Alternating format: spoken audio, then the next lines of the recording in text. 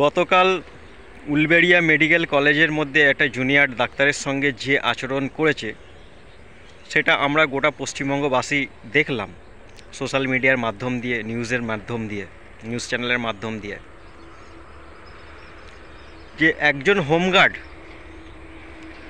তার এত বড় সাহস হয় কি করে?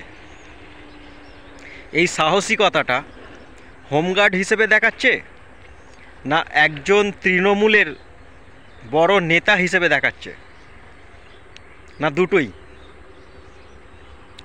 তবে আমার তো মনে হয় তৃণমূলের বড় নেতা হিসেবে এত বড় একটা সাহসিকতা দেখাচ্ছে যে একজন জুনিয়র ডাক্তারের সঙ্গে এই রকম ধরনের আচরণ, তাকে মেরে ফেলার হুমকি দেওয়া বা তাকে আক্রমণ করা। এইটা আমরা দেখতে পাচ্ছি একজন মহিলা রাজ্যের মুখ্যমন্ত্রী থাকাকালীন কিভাবে মহিলারা অপমান, অপদস্থ, বেইজ্জতি, খুন খারাপি, ধর্ষণের শিকার হচ্ছে।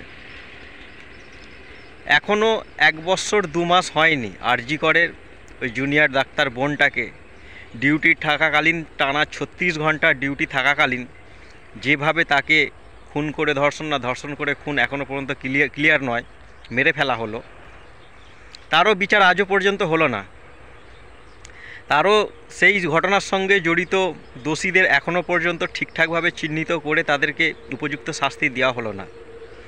আর শুধু তাই নয়, আরজি করের মতন ঘটনাটা তা নয়, আরজি করের ঘটনার পরে পরে আজ পর্যন্ত বহু এরকম ঘটনা আমাদের গোটা পশ্চিমবঙ্গে ঘটে গেছে। তারও বিচার আজ পর্যন্ত ঠিকঠাকভাবে হয়নি, ঠিকঠাকভাবে দোষীরা শাস্তি পায়নি। আজ ঠিকঠাকভাবে দোষীরা শাস্তি না পাওয়ার কারণে একের পর এক ঘটনা ঘটিয়ে যাচ্ছে। আর তারপরেও যারা ঘটনা ঘটাচ্ছে খোলা আজাদির সঙ্গে সিনা চওড়া করে এই সমাজের মানুষের সঙ্গেই ফের আবার উঠা বসা করছে, আবার সমাজে দাদাগিরিও করছে।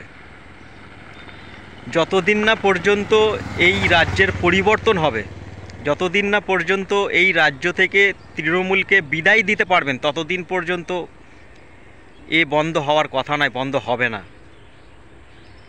এদের মাথার মধ্যে একটা জিনিস ঢুকে গেছে কি, আমরা লক্ষ্মীর ভাণ্ডারে মহিলাদেরকে 1000 টাকা 1200 টাকা করে দিচ্ছি, অতএব মহিলাদেরকে আমরা যা খুশি করতে পারি। এই লক্ষ্মীর ভাণ্ডার যেটা দেখবেন, যে 50 লাখ টাকার মার্সিডিজ গাড়ি চাপছে তার বাড়ির লক্ষ্মীটাও সে লক্ষ্মীর ভাণ্ডার পাচ্ছে। আর যার বাড়িতে কেউ খাটবার কেউ নেই, স্বামী নেই, ছেলে নেই, মেয়ে নেই, কারো মেয়ে আছে, মেয়েকে কিভাবে নিয়ে চলবে তার কোনো ঠিক নেই, সেও দেখবেন 1000 টাকা পাচ্ছে। এর কোনো মানে হয়? যে মার্সিডিজ গাড়ি করে ঘুরছে তার কোনো মানে হয় লক্ষ্মীর ভাণ্ডার তাকে দেওয়াটা বা তার নেওয়াটা? সরকারের উচিত কি, যে সমস্ত মানুষজনগুলো সত্যিকারেই ওই টাকাটার প্রাপ্য, তাদেরকে 1000 টাকা না দিয়ে 3000 টাকা করে দিই, কি 5000 টাকা করে দিই, তারা স্বচ্ছভাবে মাথা উঁচু করে জীবনযাপন করুক। সেসব নয়, আমাকে ক্ষমতায় টিকে থাকতে হবে, আমার ক্ষমতা দখল করে রাখতে হবে, যার কারণে সবাইকে দেবো, এটা কোনো সিস্টেম নয়। আর যার কারণে সেই অজুহাত দেখিয়ে আজকে প্রতিবাদ জিনিসটাকে ধ্বংস করে দিচ্ছে, মুভমেন্ট নষ্ট করে দিচ্ছে। কেউ যখন মুভমেন্ট করতে যাচ্ছে কি বলছে, বড় বড় ডায়লগ মারছো, তোমার বাড়ির লক্ষ্মীটার অ্যাকাউন্টে লক্ষ্মীর ভাণ্ডারের টাকাটাকে তুলে নিয়ে এসে ডায়লগ মারছো। কেউ বলছে লক্ষ্মীর ভাণ্ডারের টাকাটায় ফোনে রিচার্জ করছো, ফোনে রিচার্জ করে ডায়লগ মারছো। কেউ বলছে গাড়ির তেল ভরছো, ভরে আবার ডায়লগ মারতে এসছো। এইভাবে প্রতিবাদটাকে ধ্বংস করছে, এইভাবে প্রতিবাদটাকে নষ্ট করে দিচ্ছে। কারণ এরা যা খুশি তাই করবে, তার কোনো প্রতিবাদ করা যাবে না। এইভাবে কতদিন চলবে?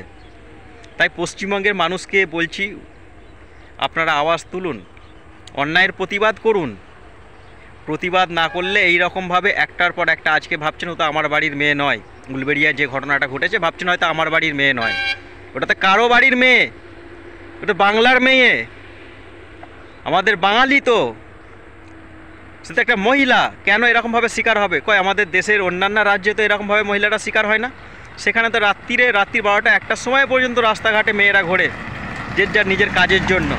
কয় তারা তো সেখানে শিকার হয় না? আজকে এখানে একটা রাজ্যে মুখ্যমন্ত্রী মহিলা থাকার পরও আজকে মহিলারা নিরাপদ নয় কেন? আওয়াজ তুলবেন না? কালকে যখন আপনার বাড়িতে ঘটনাটা ঘটে যাবে তখন তাহলে তা সবাই তখন এই কথাই বলবে, ও তো আমার বাড়ির মেয়ে নয়।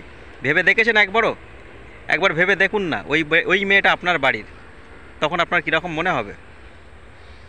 অতএব এই মহিলা মুখ্যমন্ত্রী যতদিন থাকবে ততদিন পর্যন্ত এই সমস্ত দুষ্কৃতীরা আজাদির সঙ্গে ঘুরে বেড়াবে। অবশ্যই পরিবর্তন একটা দরকার। সামনে 26-এ এই পরিবর্তনের সুযোগ পাবেন, এই সুযোগটাকে কেউ হাতছাড়া করবেন না। পরিবর্তন করুন, সক্রিয় একটা মজবুত একটা দলের সরকার গঠন করার সহযোগিতা করুন এই পশ্চিমবঙ্গের মধ্যে। কারণ অন্ততপক্ষে একটা টার্ম 5টা বৎসরের জন্য পরিবর্তন করুন, দেখবেন পশ্চিমবঙ্গের মানচিত্রটাই পুরো চেঞ্জ হয়ে যাবে, পশ্চিমবঙ্গের আবহাওয়াটা পুরো চেঞ্জ হয়ে যাবে। এই যে দুষ্কৃতির অবাধ ঘোরাফেরা, অত্যাচার, এই নির্যাতন, এই যেভাবে তোলাবাজি, দাদাগিরি, যেভাবে সন্ত্রাস করে বেড়াচ্ছে, সমস্ত কিছু দেখবেন ক্লোজ হয়ে যাবে। আমাদের ভারতবর্ষের মধ্যে যে সমস্ত রাজ্যগুলো এরকম ধরনের ছিল, যেগুলো আমরা শুনে এসেছি, বিহার ছিল এরকম ধরনের, ইউপি ছিল এরকম ধরনের, সব চেঞ্জ হয়ে গেছে শুধুমাত্র একটা সরকারের পরিবর্তন হওয়ার কারণে।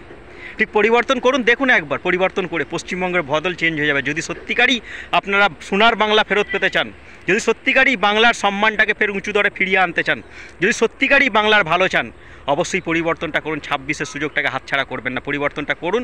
অবশ্যই বাংলার মানুষ মাথা উঁচু করে আবার চলবে। যাক, সকলে ভালো থাকবেন, আবারও দেখা হবে আপনাদের সঙ্গে।